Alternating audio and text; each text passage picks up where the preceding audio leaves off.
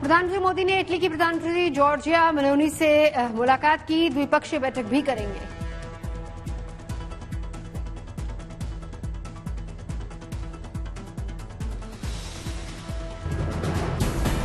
G7 के नेताओं से पीएम मोदी की बैठकों का दौर शुरू। प्रधानमंत्री नरेंद्र मोदी ने अपुलिया में ब्रिटेन के प्रधानमंत्री ऋषि सुनक के साथ द्विपक्षीय बैठक की। भारत और ब्रिटेन ने व्यापक रणनीतिक साझेदारी को और मजबूत करने की अपनी प्रतिबद्धता दोहराई। सेमीकंडक्टर सहित कई मुद्दों पर ऋषि सुनक के साथ पीएम मोदी की हुई चर्चा। G7 समिट में प्रधानमंत्री नरेंद्र मोदी की फ्रांस के राष्ट्रपति मैक्रों से मुलाकात। द्विपक्षीय बैठक में मेक इन इंडिया पर हुई चर्चा। फ्रांस के राष्ट्रपति मैक्रों और पीएम मोदी ने रक्षा, परमाणु, अंतरिक्ष, शिक्षा के क्षेत्रों सहित साझेदारी को और मजबूत करने के तरीकों पर चर्चा की। G7 के बैनर तले प्रधानमंत्री मोदी ने यूक्रेन के राष्ट्रपति व्लादिमीर ज़ेलेंस्की से मुलाकात की। दोनों नेताओं को गले मिलते देखा गया। अपुलिया के भारतीय रेस्टोरेंट में उत्साह का माहौल। रेस्टोरेंट के कर्मचारी प्रधानमंत्री मोदी के लिए बना रहे हैं व्यंजन। प्रधानमंत्री मोदी की अमेरिकी राष्ट्रपति जो बाइडेन के साथ भी मुलाकात संभव है। कई अहम मुद्दों पर हो सकती है चर्चा। पीएम मोदी G7 के आउटरीच सत्र में भाग लेने के लिए पहुंचे। आउटरीच सत्र में चर्चा के दौरान आर्टिफिशियल इंटेलिजेंस, ऊर्जा, अफ्रीका और भूमध्य सागर पर फोकस किया जाएगा। प्रधानमंत्री नरेंद्र मोदी एक उच्च स्तरीय प्रतिनिधि मंडल के साथ इटली पहुंचे हैं। वैश्विक नेताओं के साथ भारत और ग्लोबल साउथ के लिए अहम मुद्दों पर बातचीत करने का मिलेगा अवसर। आरएसएस ने एक बार फिर से बीजेपी पर साधा निशाना। संघ नेता इंद्रेश कुमार ने कहा, राम की भक्ति ने जिस पार्टी को सबसे बड़ी पार्टी बनाया, उसके अहंकार की वजह से भगवान ने चुनाव में उसे सफलता नहीं मिलने दी। जिन्होंने राम की भक्ति की पर धीरे धीरे अहंकार आ गया, उस पार्टी को सबसे बड़ी पार्टी घोषित कर दिया।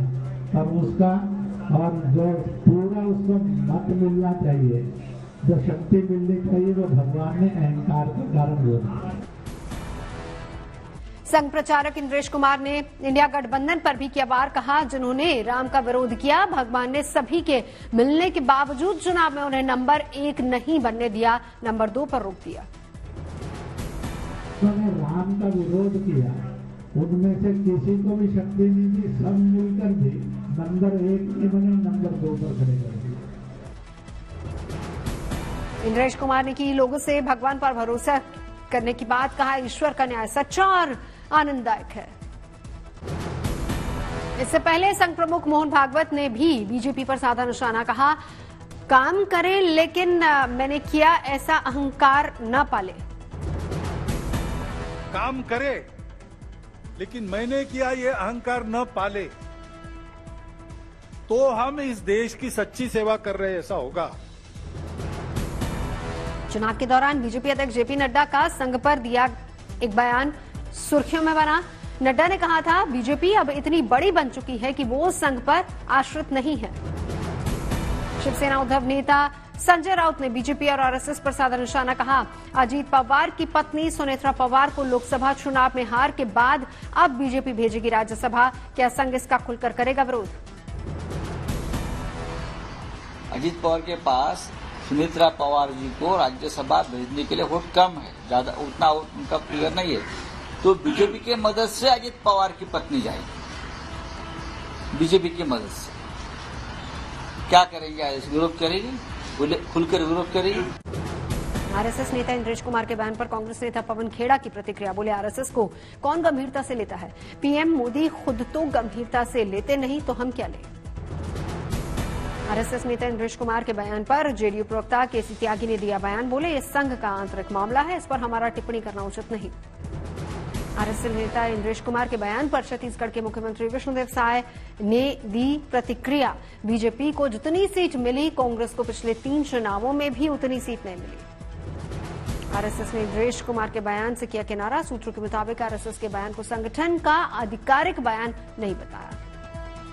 बीजेपी को हाल ही में हुए लोकसभा चुनावों में उत्तर प्रदेश में मिले जनादेश को लेकर यूपी बीजेपी ने की बैठक में यूपी में उम्मीद के मुताबिक सीटें न मिलने की हुई समीक्षा। अमनवाड़ा उपचुनाव में जीत को लेकर आश्वस्त मध्य प्रदेश सरकार में मंत्री कैलाश विजयवर्गीय बोले, हम आसानी से जीतेंगे। कर्नाटक में केंद्रीय मंत्री शोभा करंजले ने प्रधानमंत्री मोदी की कैबिनेट में शामिल होने पर जताई खुशी, बोली, हम पीएम मोदी के 100 दिनों के लक्ष्य के साथ आगे बढ़ रहे हैं। कर्नाटक में कांग्रेस के राष्ट्रीय अध्यक्ष मल्लिकार्जुन खड़गे ने मोदी सरकार पर दिया बड़ा बयान, बोले, ये अल्पमत सरकार है, कभी भी गिर सकती है। कांग्रेस सांसद गौरव गोगोई का पीएम नरेंद्र मोदी के तीसरे कार्यकाल पर तंज, बोले, लोगों ने बीजेपी को नैतिक रूप से परास्त कर दिया है। वाराणसी में पीएम मोदी की जीत उनके लिए उतनी सुखद नहीं थी। जल संकट को लेकर बीजेपी के राष्ट्रीय महासचिव तरुण चुग ने अरविंद केजरीवाल सरकार को सुनाई खरी खरी, बोले, केजरीवाल पानी पर कुछ करने के बजाय शराब घोटाले और शीश महल बनाने में व्यस्त। 22 जुलाई से शुरू होगा संसद का पहला मानसून सत्र। सूत्रों के मुताबिक 9 अगस्त तक चलेगा सत्र। सूत्रों के मुताबिक 22 जुलाई को बजट पेश कर सकती हैं वित्त मंत्री निर्मला सीतारमण। लोकसभा अध्यक्ष के चुनाव के लिए अधिसूचना जारी। 26 जून को होगा लोकसभा अध्यक्ष पद का चुनाव। 24 जून से शुरू होगा लोकसभा का पहला सत्र। 27 जून को शुरू होगा राज्यसभा का सत्र। 24 और 25 जून को नए सांसदों का होगा शपथ ग्रहण समारोह। 3 जुलाई तक चलेगा सत्र। 4 दिवसीय गोरखपुर के दौरे पर संघ प्रमुख मोहन भागवत कई कार्यक्रमों में हिस्सा लेंगे। संघ प्रमुख मोहन भागवत से सीएम योगी आदित्यनाथ मुलाकात करेंगे। चुनाव के बाद इस मुलाकात को बहुत अहम माना जा रहा है। मुंबई बीजेपी अध्यक्ष आशीष शेलार ने उद्धव ठाकरे पर वोट बैंक के लिए राजनीति करने का आरोप लगाया। कहा, मुस्लिम समाज को लगा रहे गले, भेंट ले रहे तलवारें। आशीष शेलार ने यह भी कहा कि जब मोदी और शाह ने पीएफआई पर बैन लगाया था तब भी उद्धव ने इसका स्वागत नहीं किया था। महाराष्ट्र के डिप्टी सीएम देवेंद्र फडणवीस ने भी उद्धव पर निशाना साधा। कहा, उद्धव को केवल उन्हीं के वोट मिला जिनके लिए वो हिंदू भाई और बहनों कहना छोड़ा। बिहार में बिगड़ती कानून व्यवस्था पर तेजस्वी ने सरकार पर निशाना साधा। कहा, राज्य में लगातार गोलियां चल रही हैं, हत्याएं हो रही हैं, सरकार फेल हो गई। जिस प्रकार से लगातार गोलियां चल रही हैं, लगातार हत्याएं हो रही हैं, ये साफ दिखाता है कि कानून जो है पूरी तरीके से अपना काम नहीं कर पा रहा है। तेजस्वी यादव ने छपरा कांड का भी जिक्र किया। कहा, छपरा में तो लगातार यादव समाज के लोगों को गोलियां मारी जा रही हैं, सरकार हाथ पर हाथ धरे बैठी है। छपरा में तो लगातार ऐसी घटनाएं हो रही हैं, लगातार यादव समाज के लोगों को जो है वहां गोलियां मारी जा रही है। जेडीयू सांसद संजय झा ने तेजस्वी पर किया वार। कहा, घटना कहीं भी हो सजा तो होगी, कहीं राजनीतिक संरक्षण नहीं दिया जाएगा। आंध्र प्रदेश में हुआ मंत्रालय का बंटवारा। डिप्टी सीएम पवन कल्याण को मिला पंचायती राज मंत्रालय। अमरावती में आंध्र प्रदेश के सीएम नायडू ने राज्य के सभी आईएएस, आईपीएस और सेक्रेटरीज से मुलाकात की। सभी का स्वागत। कांग्रेस विधायक अमरिंदर सिंह राजा वड़िंग ने दिया इस्तीफा। गिदड़बाहा से विधायक हैं अमरिंदर सिंह राजा वड़िंग। बिहार विधानसभा परिषद के सभापति देवेश ठाकुर ने दिया इस्तीफा, सदन की छोड़ी सदस्यता। भुवनेश्वर में BJP MLA Ranendra Pratap swan ने प्रोटेम स्पीकर के रूप में ली शपथ। राज्यपाल रघुवर दास और सीएम मोहन चरण मांझी मौजूद रहे। 10 जुलाई को पश्चिम बंगाल में विधानसभा के उपचुनाव। टीएमसी ने जारी की कैंडिडेट्स की लिस्ट। केरल के पलक्कड़ में होगी आरएसएस की समन्वय की बैठक। आरएसएस के विभिन्न संगठनों में आपस में समन्वय के लिए साल में एक बार होती है बैठक। समन्वय बैठक में जाएंगे बीजेपी अध्यक्ष, संगठन महासचिव भी बैठक में होंगे शामिल। पहली बार केरल में होगी आरएसएस की समन्वय बैठक। 31 अगस्त से 2 सितंबर तक होगी बैठक। नीट के नतीजों को लेकर भोपाल में छात्रों ने किया विरोध प्रदर्शन। NEET mega scam, anti expose और एंटी स्कैम का बोर्ड दिखाकर नारेबाजी। नीट परीक्षा धांधली मामले में सुप्रीम कोर्ट में सुनवाई। सुप्रीम कोर्ट ने सभी पक्षकारों को जारी किया नोटिस। नीट रिजल्ट विवाद पर अब 8 जुलाई को होगी अगली सुनवाई। सभी याचिकाओं पर होगी सुनवाई। नीट परीक्षाओं को लेकर सुप्रीम कोर्ट में एनटी और केंद्र सरकार को भी जारी किया है नोटिस। 2 हफ्ते में जवाब मांगा। बिहार पुलिस का दावा, एनटी को इस लीक के बारे में मई में जानकारी दे दी गई थी।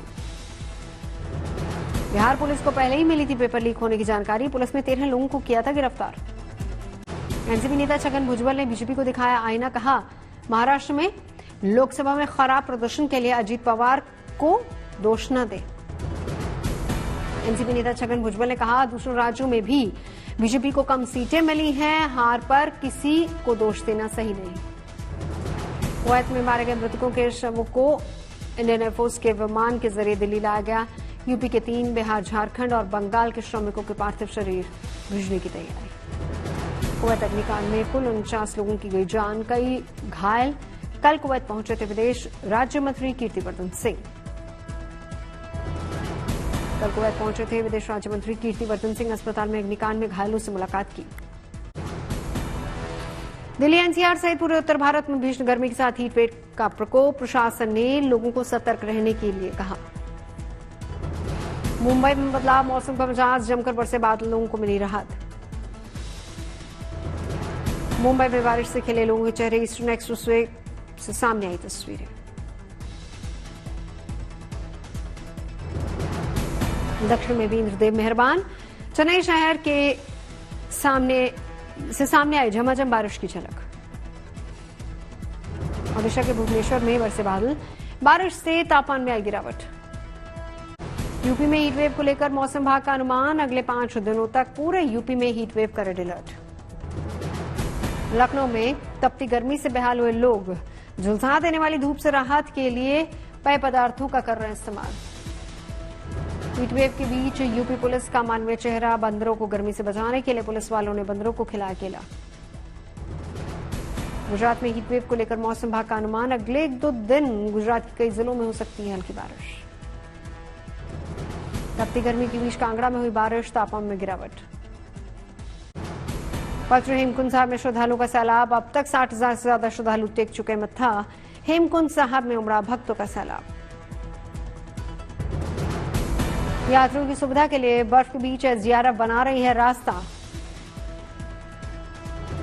नैनीताल के कैंची धाम मेले की तैयारियां जोरों पर। 15 जून को बाबा नीम करौली के आश्रम में लगेगा मेला। मेले को लेकर प्रशासन ने जारी की ट्रैफिक एडवाइजरी। 14 और 15 जून को नैनीताल में भारी वाहनों के प्रवेश पर लगाई पाबंदी। कर्नाटक के मंत्री वी सोमन्ना ने तुमकुर सिद्धगंगा मठ का किया दौरा। स्वामी सिद्धलिंगा का लिया आशीर्वाद। पवित्र अमरनाथ यात्रा को लेकर तैयारियां जोरों पर, शुरू हुई रजिस्ट्रेशन प्रक्रिया। 29 जून से शुरू होकर 19 अगस्त तक चलेगी यात्रा। श्रद्धालुओं का जोश है। जम्मू कश्मीर के गांदरबल में खीर भवानी मेले का आयोजन, बड़ी संख्या में शामिल हुए लोग। खीर भवानी मेले को लेकर कश्मीरी पंडितों का दिखा जबरदस्त उत्साह। खीर भवानी मंदिर में पूजा अर्चना। माता खीर भवानी मेले के लिए करीब 84,000 लोगों ने कराया था रजिस्ट्रेशन। विदेशी भक्त भी शामिल हुए। देहरादून के डोईवाला में सीएम धामी ने ज्वाली नहर के जल संरक्षण और जल संवर्धन योजना का किया उद्घाटन। जल संचय को लेकर दिया संदेश। विशाखापट्टनम में एयरपोर्ट पर रक्षा मंत्री राजनाथ सिंह का स्वागत हुआ। नेवी के जवानों ने गार्ड ऑफ ऑनर देकर स्वागत किया।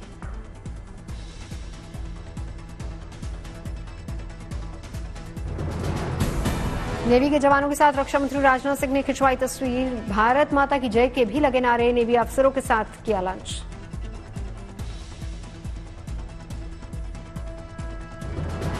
खीर भवानी मंदिर पहुंचे जम्मू कश्मीर के एलजी मनोज सिन्हा। विधि विधान के साथ की पूजा अर्चना।